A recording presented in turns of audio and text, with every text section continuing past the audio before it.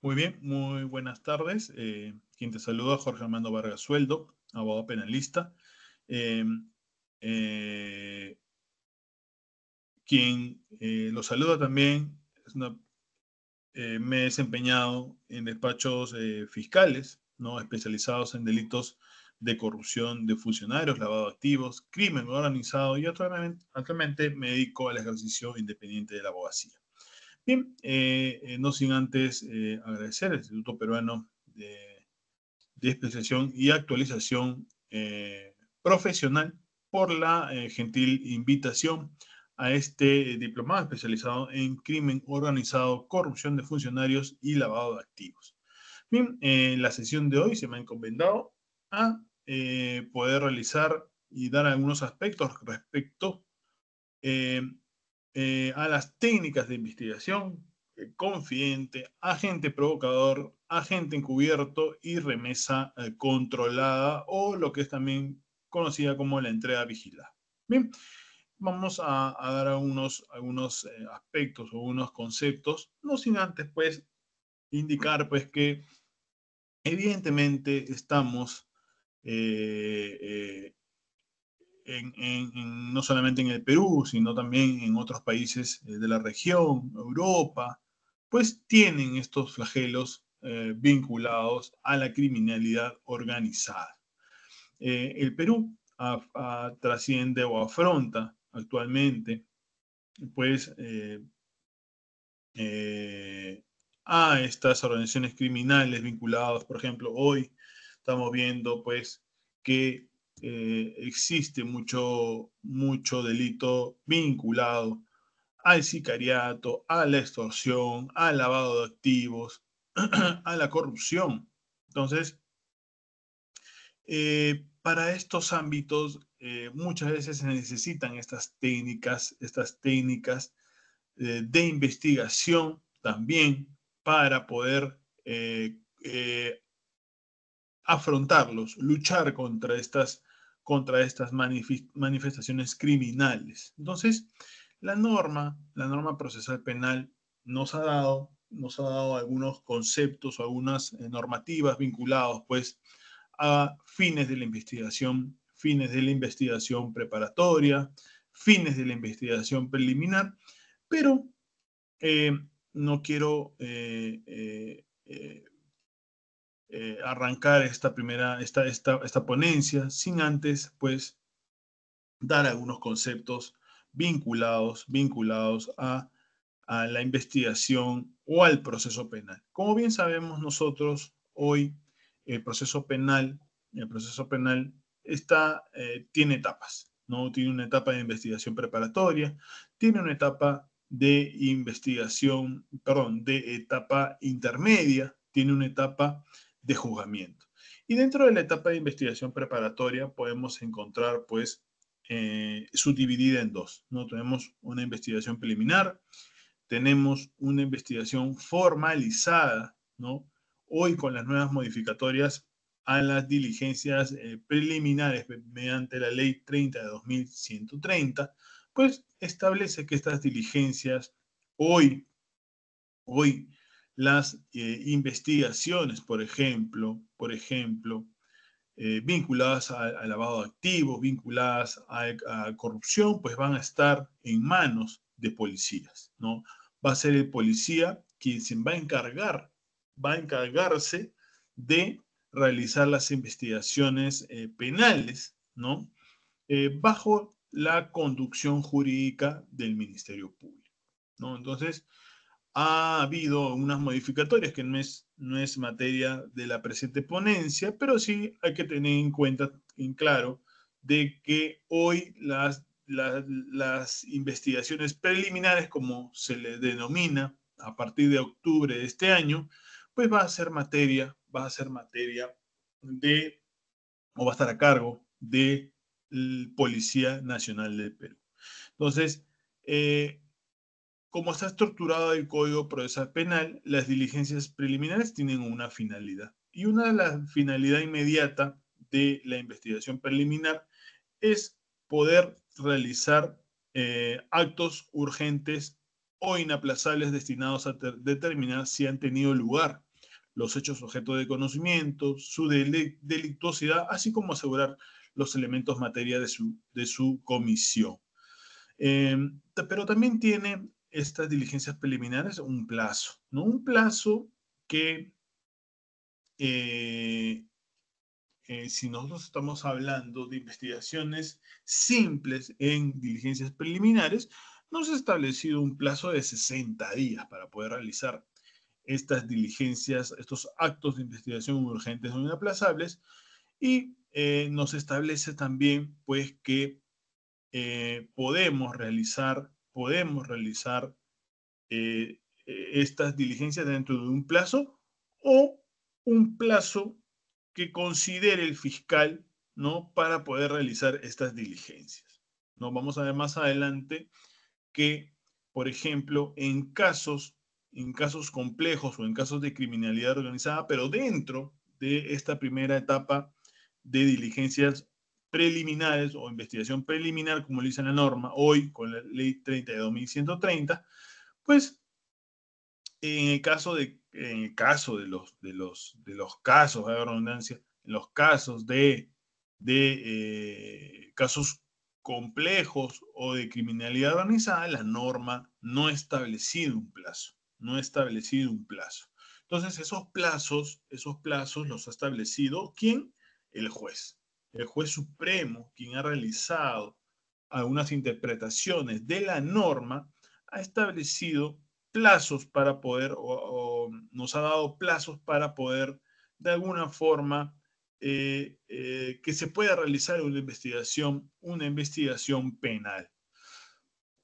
En el caso de las diligencias, en caso de la investigación ya formalizada, una investigación preparatoria formalizada, el legislador no se hizo problema en poder establecer un plazo. El problema estuvo cuando se tuvo que establecer un plazo para las diligencias preliminares en casos complejos o en casos de criminalidad organizada. Eso lo vamos a ver en algunos minutos.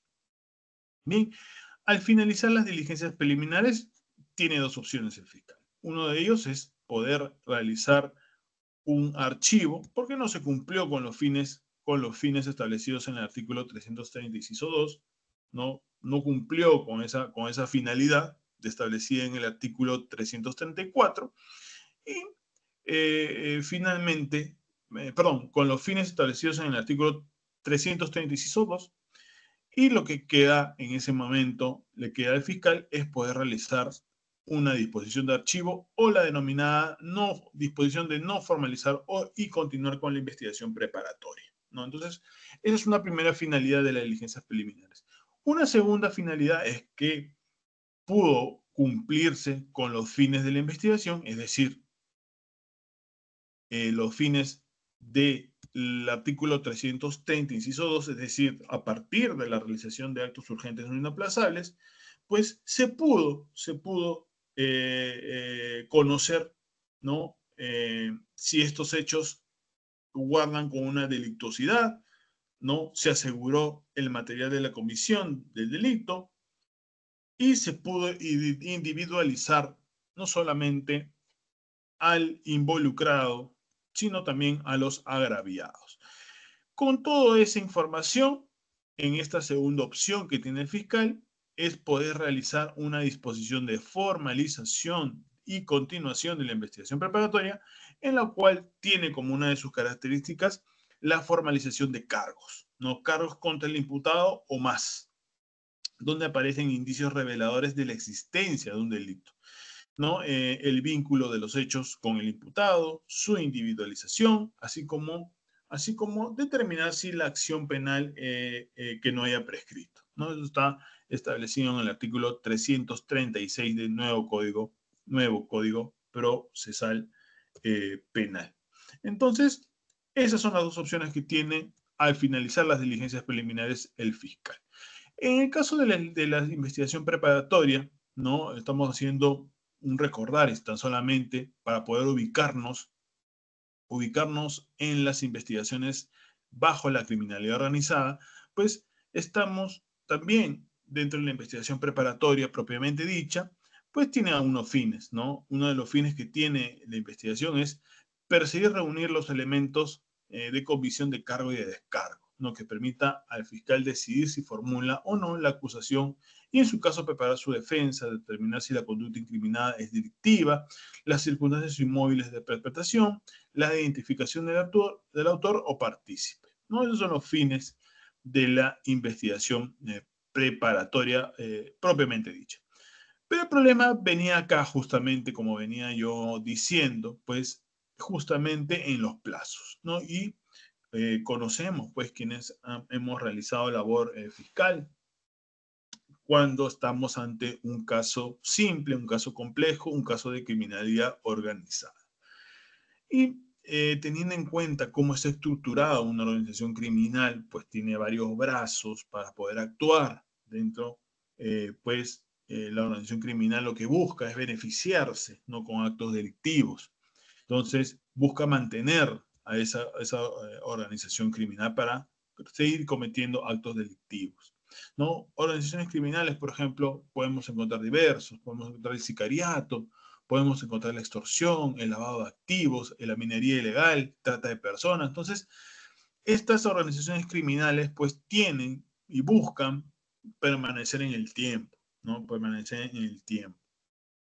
¿Para qué? Para que finalmente puedan gozar de esas ganancias ilícitas que finalmente fue materia de las actividades que ellos realizan, ¿no? Entonces, la norma, cuando estamos hablando de una investigación preliminar, no establecieron plazos para los casos complejos ni para los casos de crimen organizado. Fue el juez supremo, a través de las casaciones 144 y 144-2012 ANCAS y la 599, la casación 599-2012, perdón, 2018 Lima, en la cual establecieron pues que, por ejemplo, para casos complejos dentro de una investigación preliminar, el plazo máximo no podía exceder del plazo establecido ya para casos complejos, pero en investigación preparatoria. Es decir, que en casos de casos complejos en investigaciones preliminares, el plazo máximo tenía que ser máximo 8 meses. Y en el caso de crimen organizado, el plazo máximo tenía que ser 36 meses. Eso es lo máximo, el plazo máximo que se exige, que ya se ha establecido por la casación 599, pues a partir de allí, estos plazos son máximos. No me puedo exceder más de estos plazos máximos porque son los establecidos tanto para casos complejos como para crimen organizado, pero los señalados en la investigación preparatoria. No, esos son los plazos máximos. No puedo moverme más de esos plazos máximos.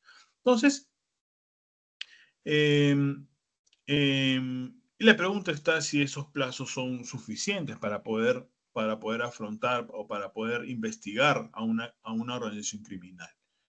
Y aquellas personas quienes han realizado pues labor fiscal, ¿no? Y han justamente investigado a organizaciones criminales, pues muchas veces estos plazos son cortos, ¿no? Porque muchas veces exige, pues, de que si estamos ante una organización criminal de repente de carácter transnacional, pues lo que busca o lo que vamos a realizar es que se tenga que activar la cooperación judicial para poder obtener informaciones, ¿no? Y lo que han trabajado en el ámbito fiscal, pues no me dejarán mentir que estos pedidos de cooperación internacional muchas veces demoran en el trámite, ¿no? Salvo que ustedes me digan que de repente estemos ante la posibilidad de que algún integrante de la organización criminal se pueda acoger a un beneficio premial o un proceso, se pueda someter a un proceso especial, como puede ser la colaboración eficaz, y pueda entregar esa información de primera mano. Pero si no tenemos eso, lastimosamente tenemos que valernos de otros mecanismos especiales para poder, uno, identificar a los integrantes del sujeto, para poder obtener pruebas, ¿no? Para lograr acreditar la existencia de esa organización criminal. Entonces, para ello pues tenemos técnicas especiales de investigación. Eh, eh, ¿Qué tan importante, qué tan importante ha sido pues que las organizaciones hoy, perdón, las naciones, los países tengan convenios, por ejemplo, como el convenio de Mérida, ¿no? En la cual establezcan técnicas de investigación, técnicas especiales de investigación. ¿Y eso es por qué? Y eso es porque las naciones son conscientes de que la criminalidad organizada no se puede combatir desde tan solamente un grupo de países. Acá lo que es necesario es que exista una unión de países para poder afrontar de forma real las organizaciones criminales. Entonces, vamos a tener pues que en la Convención de Mérida del año 2003 establecen en el artículo 50 técnicas especiales de investigación.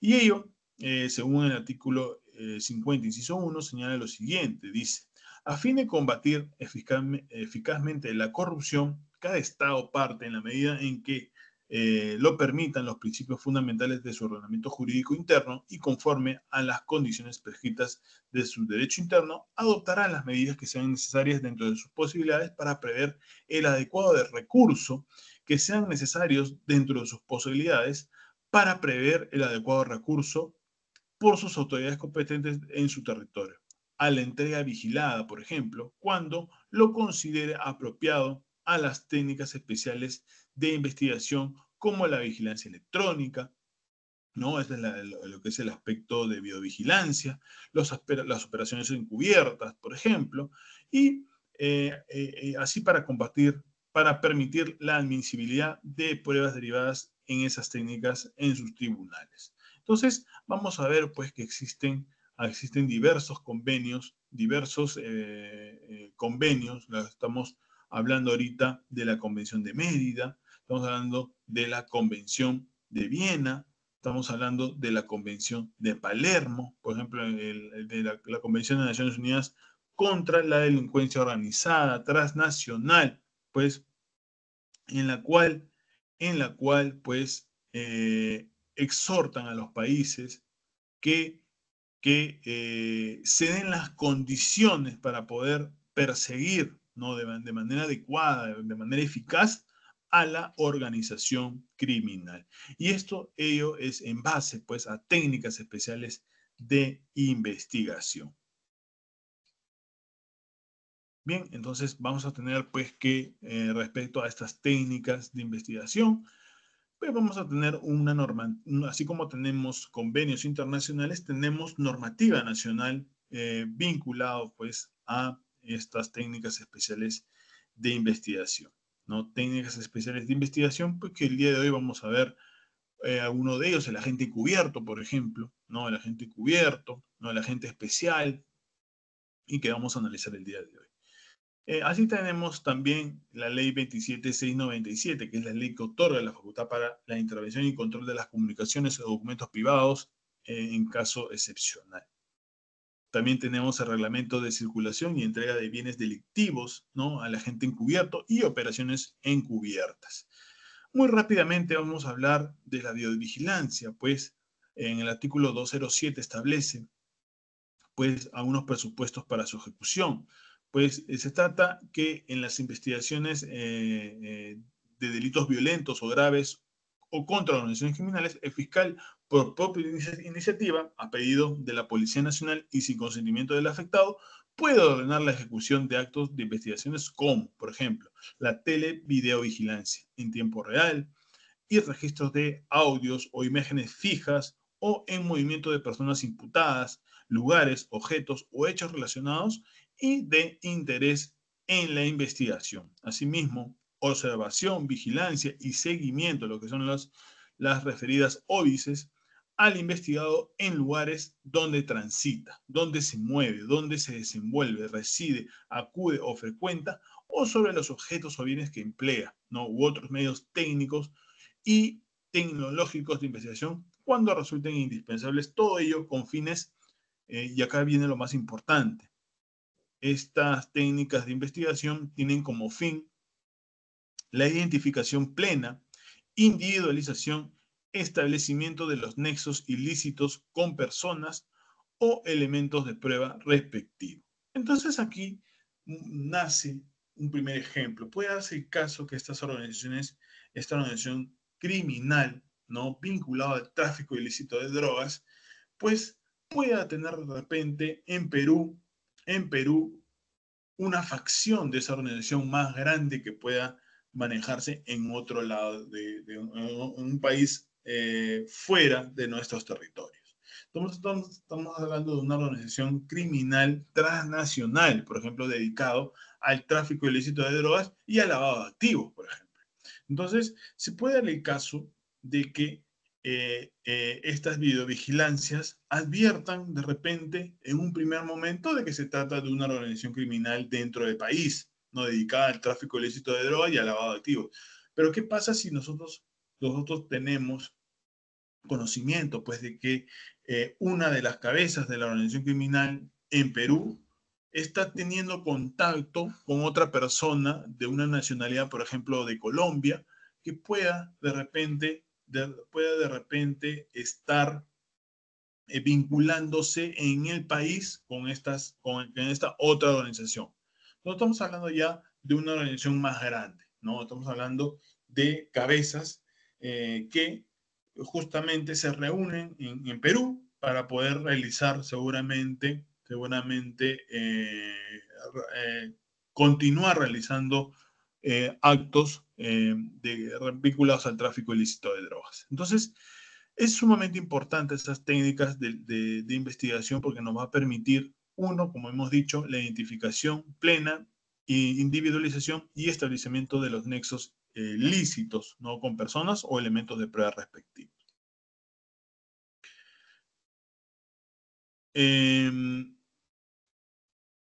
Es importante también indicar que en el caso de la videovigilancia se pueden aplicar, por ejemplo, a lugares públicos. Hemos dicho que esta técnica de investigación se utiliza, uno, para una identificación plena de los sujetos vinculados a una organización. Pero muchas veces estas técnicas esas técnicas de investigación, como puede ser la videovigilancia, se pueden dar en casas, perdón, se pueden dar en restaurantes, en calles, en lugares abiertos, en la cual no es necesario tener una autorización judicial. Sin embargo, para estos casos es necesario utilizar la autorización fiscal, una disposición en donde me establezca qué lugares van a ser materias de biovigilancia. Eso sí se tiene que especificar dentro de una disposición fiscal.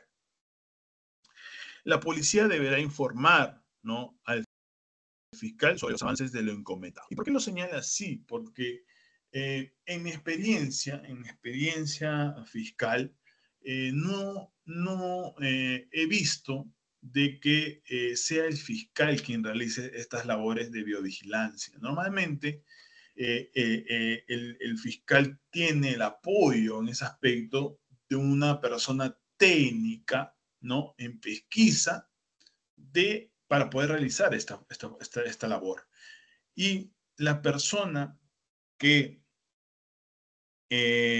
tiene esa formación técnica para poder realizar esa labor es la Policía Nacional. Es el policía quien va a poder realizar estas labores de pesquisa, que es una labor muy importante, ¿no? ¿Se puede aplicar a lugares privados? Sí, se puede apreciar a lugares privados, ¿no?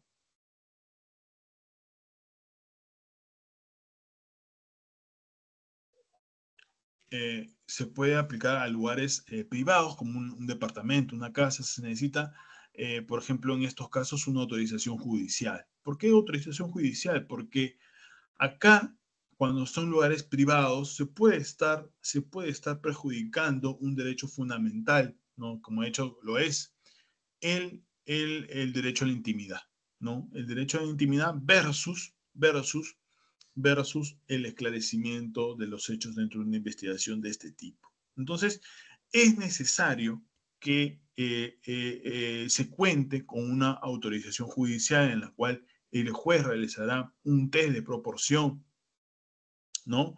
Aplicado al caso concreto, ¿no? Para poder dar luz verde a estas técnicas de vigilancia. En la etapa de investigación preliminar, normalmente es donde se usan estas técnicas de investigación. ¿Y por qué? Porque los fines de la investigación preliminar es justamente la identificación de quién, de las personas inmersas dentro de un presunto delito. Entonces, normalmente es en etapa de investigación preliminar donde se realizan estos actos. No se aplica en etapa de investigación preparatoria. ¿Por qué? Porque en etapa de investigación preparatoria ya tienes ya a los sujetos identificados, ¿no? Entonces, normalmente estas técnicas de investigación se hacen justamente en etapa de investigación preliminar para identificar una identificación plena de los sujetos. Esta técnica de investigación preliminar tiene también su aplicación o la describe también en el artículo 14 de la ley 30.177. Dice, tiene como objetivo obtener fuentes de investigación o de prueba que permitan sustentar un eventual requerimiento fiscal como la prisión preventiva o de alguna medida de coerción, así como la propia acusación. En su caso, la sentencia si se incorpora al juicio oral como un medio de prueba. Entonces, la ley 30.077 de lucha contra la corrupción también nos da insumo para poder fundamentar estos pedidos, ¿no? Hay una ley, la 30.077, en la cual nos dice pues que se pueden utilizar estos medios especiales de investigación para obtener fuente de investigación o una prueba, ¿no? que pueda servirnos para futuros requerimientos fiscales. Hemos dicho que se limitan derechos importantes como el derecho a la intimidad. También tenemos algunos aspectos vinculados a clases de biovigilancia. Por ejemplo, una biovigilancia preventiva que es la establecida en el decreto 1218, que estableció la regulación de cámaras de video vigilancia como instrumento de vigilancia ciudadana para la prevención de violencia y el delito. Esto normalmente los utilizan las municipalidades, son las cámaras que se establecen dentro de las urbanizaciones. Y la videovigilancia como medio de investigación es la videovigilancia en la que estamos desarrollando en estos momentos, que es el artículo 207, ¿no? Se aplica para cualquier tipo, pero no se aplica para cualquier tipo de averiguación del delito, solamente delitos graves, violentos o contra las organizaciones criminales, ¿no? En este caso es necesario cuando estamos hablando de lugares abiertos de una disposición fiscal.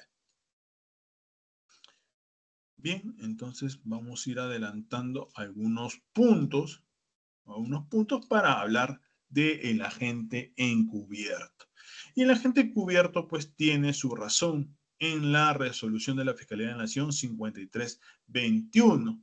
¿No? Yo les estoy dejando estas diapositivas para que ustedes puedan ver.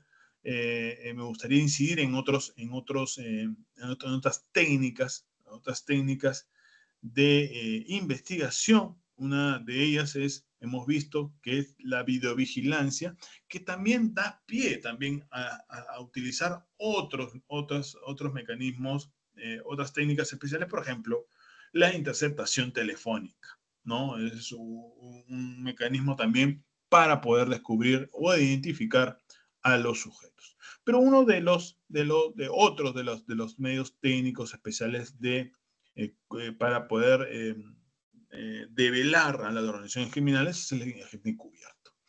El agente encubierto está establecido en el artículo 341 del nuevo Código Procesal Penal. Esto tiene su razón en el artículo 20 también de la resolución de la Fiscalía de la Nación número 5321-2015. Reglamento de circulación y entrega de bienes delictivos, agente encubierto y operaciones encubiertas. Bien, vamos acá.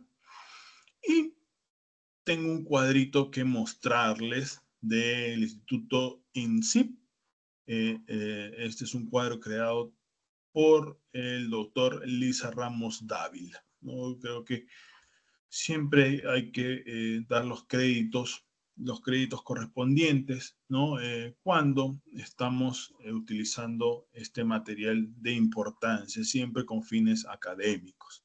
Entonces, el agente encubierto, como ya he dicho, es un agente, es un mecanismo, son actos especiales de investigación que se han estipulado en el artículo 341 del Código Procesal Penal.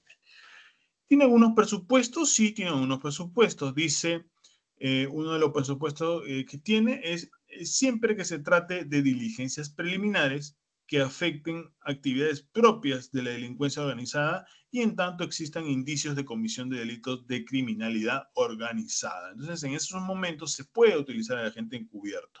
Asimismo, cuando se trate de investigaciones de delitos que se cometan mediante tecnologías de la información, de la comunicación, con prescindencia de si los mismos están vinculados a una organización criminal. ¿En qué consiste el procedimiento de agente encubierto? Señalan lo siguiente. Dicen, el fiscal autoriza a miembros especializados de la Policía Nacional a actuar bajo identidad supuesta y adquirir y transportar los objetos, efectos e instrumentos del delito y diferir la incautación de los mismos. Entonces, estamos hablando, cuando nos estamos refiriendo a un agente encubierto, es que se trata de un miembro especializado de la Policía Nacional.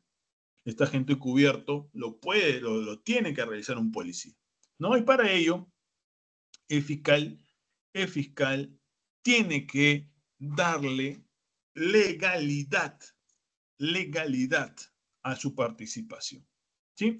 Entonces, ¿quién es ese agente especial? No, en el caso, una diferencia, ¿no? Una diferencia en el caso del agente especial, ¿no?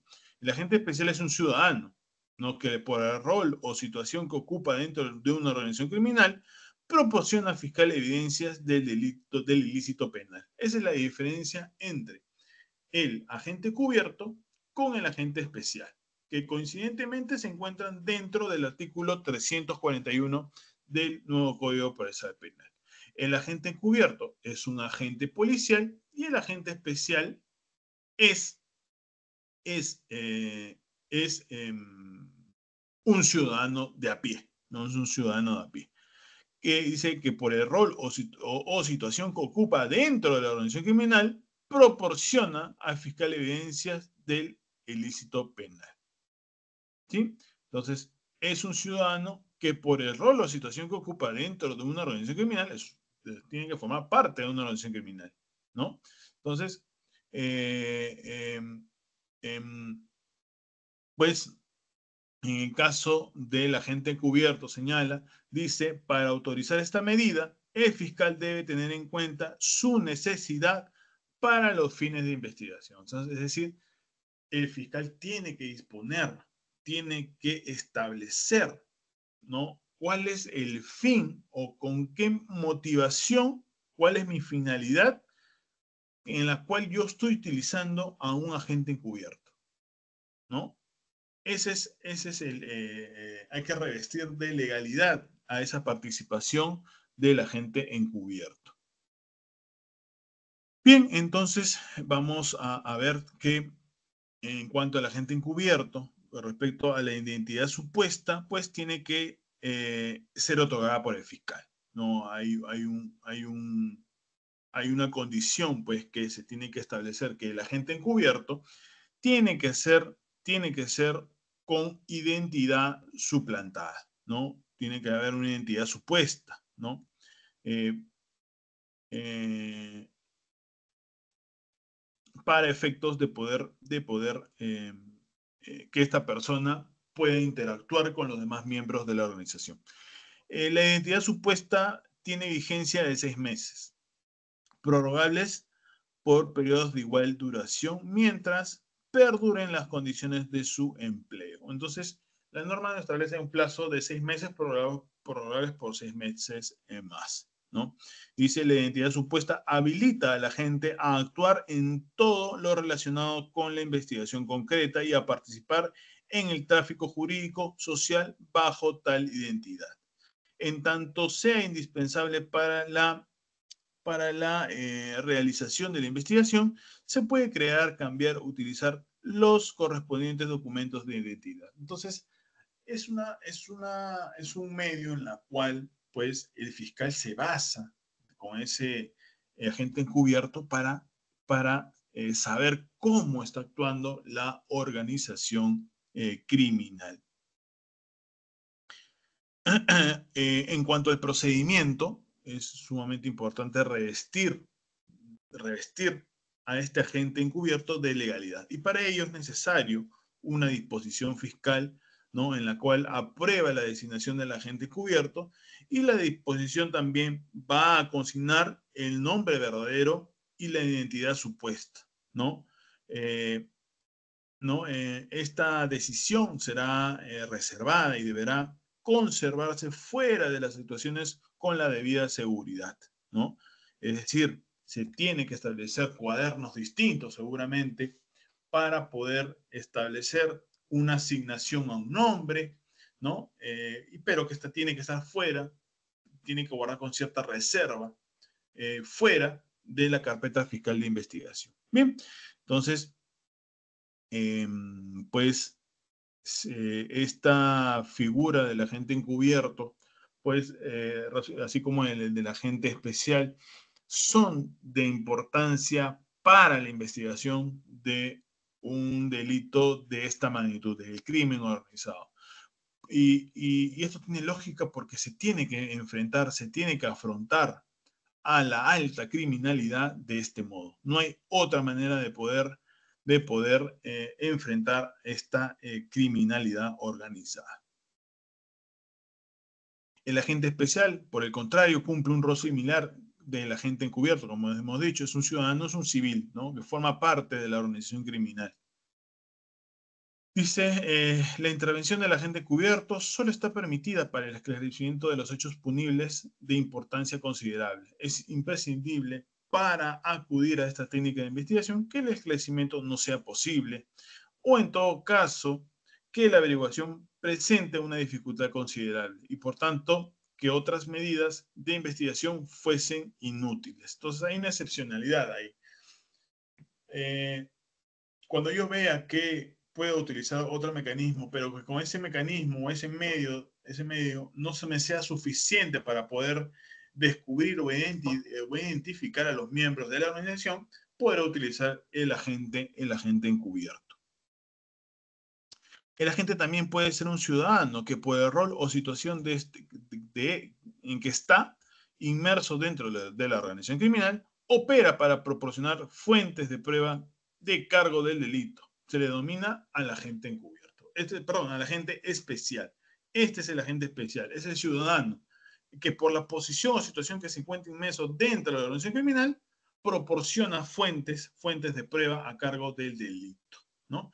De cargo del delito. Entonces, muy importante estas dos figuras del agente especial y el agente encubierto.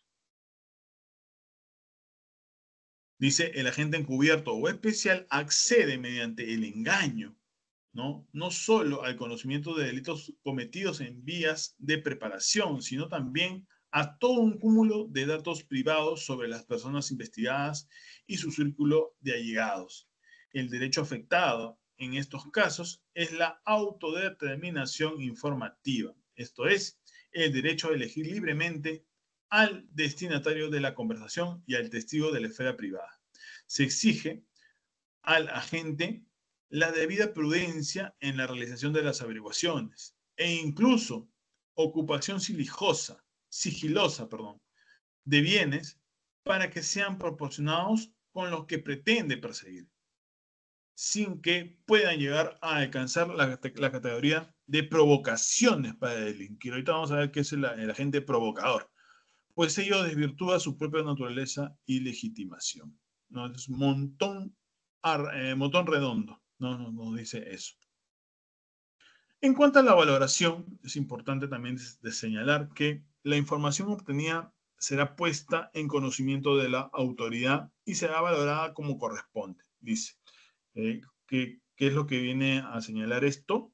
Puesto que en la labor del agente encubierto, del agente especial, va a obtener información, ¿no? Esa información será puesta a conocimiento de la autoridad inmediatamente.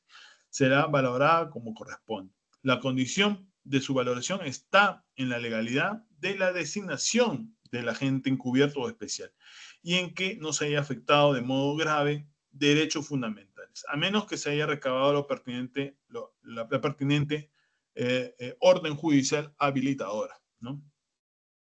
No tendrá eficacia si se hizo incurriendo a un sospechoso en un delito provocado, ¿no? La misión de la policía es descubrir el delito, no facilitar la comisión de otro delito. Ahí está. Muy importante este punto. En cuya virtud el Estado no puede castigar a aquel a quien él mismo precisamente ha inducido a llevar a cabo un delito, un hecho punible. No está la figura del agente provocador. No es válido la figura del agente provocador. Dice la casación 13-2011, nos señala con respecto al agente provocador lo siguiente. Dice, fundamentos destacados, noveno. Dice, en primer término, es indispensable definir en sentido estricto lo que constituye un agente provocador. Pues no en todos los casos en que interviene alguna persona para procurar detectar, dice, o poner en evidencia una conducta punible, hay provocación. El agente provocador es la persona que determina la consumación del delito, no del ilícito, haciendo que otra persona incurra en un delito que probablemente no se había propuesto realizar con anterioridad, para lo cual mantiene contacto permanente con la persona que va o inducir o bien tener simple contacto de manera ocasional. Existe provocación, entonces, en todos aquellos supuestos en los cuales el agente lo provocó para la consumación de un ilícito, que el inducido no se había planteado consumir con anterioridad.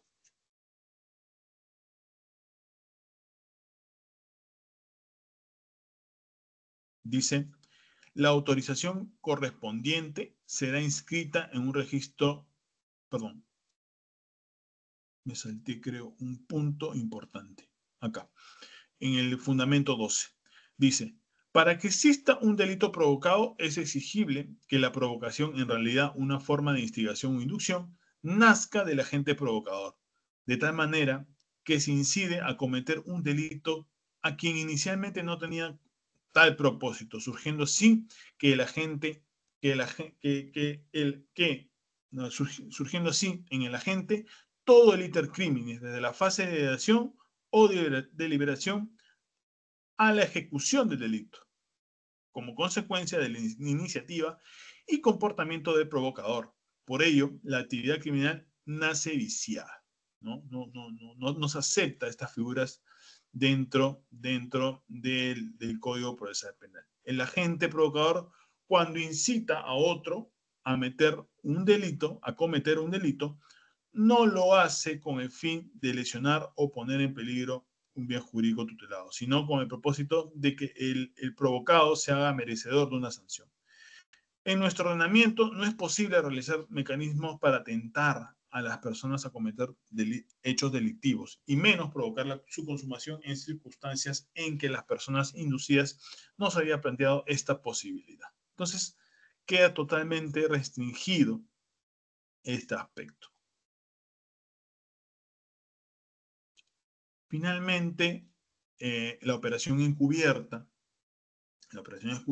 está establecida en el artículo 341A del nuevo Código Procesal Penal y señala lo siguiente, dice, cuando en las diligencias preliminares se trata de identificar personas naturales y jurídicas, así como bienes y actividades propias de la criminalidad organizada, de la trata de personas, de los delitos contra la administración pública previstos en el artículo 382 a 401, en tanto existen indicios de su comisión, el Ministerio Público podrá autorizar a la Policía Nacional de Perú a fin de que realicen operaciones encubiertas sin el conocimiento de los investigados, dice, tales como la protección ilegal de personas jurídicas, bienes en general, incluyendo títulos, derechos, etc., etc. El fiscal podrá crear estrictamente para los fines de investigación personas jurídicas ficticias o modificar otras ya existentes, así como autoriza la participación de personas naturales encubiertas, quienes podrán participar de procesos de selección, contratación, adquisición y cualquier operación realizada con o para el Estado, ¿no? Dice, la autorización correspondiente será inscrita en un registro especial bajo los parámetros legales señalados para el agente encubierto, dice. Por razones de seguridad, las actuaciones correspondientes no forman parte del expediente del proceso. Vamos a ver cómo se desenvuelve estas operaciones encubiertas. Dice, tiene como finalidad identificar a personas jurídicas, así como sus bienes, actividades propias de la criminalidad organizada, en tanto existan indicios de comisión de delitos de criminalidad organizada. Estas actividades normalmente se dan en etapas de diligencias preliminares, ¿no? Y el procedimiento es que el Ministerio Público autoriza a la policía a que realice operaciones encubiertas sin conocimiento de los investigados, ¿no? Tipo de operaciones, por ejemplo, la protección legal de personas jurídicas, protección de bienes en general, incluyendo títulos, bienes y otros de naturaleza intangible. Bien, la autorización será en un registro especial, como hemos dicho, y las actuaciones correspondientes no forman parte de la investigación. Y finalmente, la remesa controlada. Esta se encuentra en el artículo 340, que es una técnica especial de investigación que permite que remesas de sustancias de procedencia o tráfico ilegal puedan llegar a su destino sin ser interceptadas por las autoridades a fin de individualizar a los remitentes, a los destinatarios y a los demás involucrados en dicha actividad. Eso está en el artículo, en el inciso 2 del 340. Y vamos a ver qué dice el inciso 2 del artículo 340. Dice, se entenderá por circulación o entrega vigilada la técnica consistente en permitir que remesas ilícitas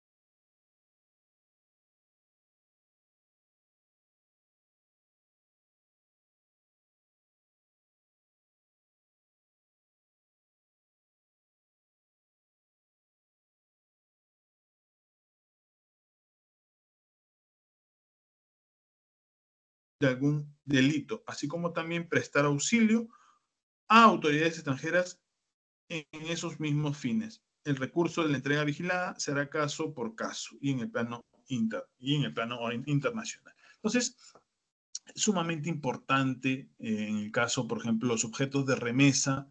Podemos estar hablando de drogas tóxicas, estupefacientes, bienes o ganancias del delito de lavado de activos, bienes relativos a delitos aduaneros, bienes pertenecientes al patrimonio cultural. Entonces, son varios los supuestos en los cuales se puede utilizar las remesas controladas o vigiladas a efectos de seguir identificando a sujetos de la organización, ¿no?